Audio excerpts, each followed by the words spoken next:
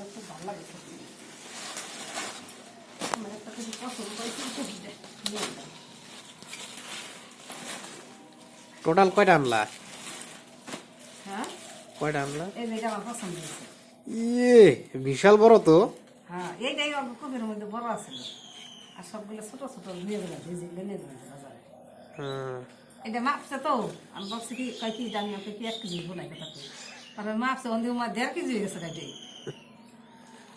এটা তো 1 কেজি হইবই বাজার দেখি তো 1 কেজি কপি ওটা 1.5 কেজি আছে। আমি কই কত দাম লাগবো কয় করেন সব মিলাই 3 কেজি আছে।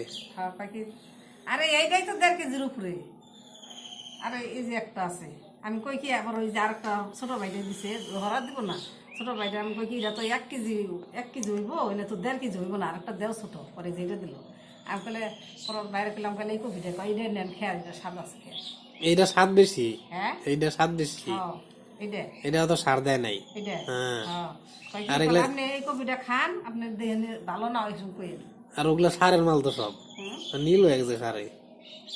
কই দিয়েছে না এইগুলা আনতে দিলে আর কয়টা? এগুলা স্বাদ বেশি। এগুলা হ্যাঁ আচ্ছা অন্য দিন আইনুনি আবার।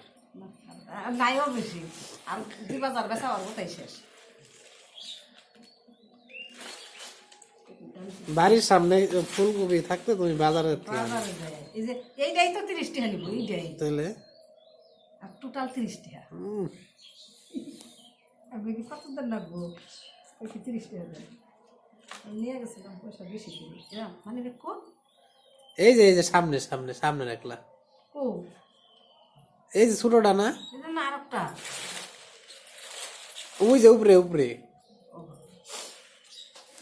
সালা কপি খাও দেখছো এই বাজারে আমরা গেলে 50 টাকা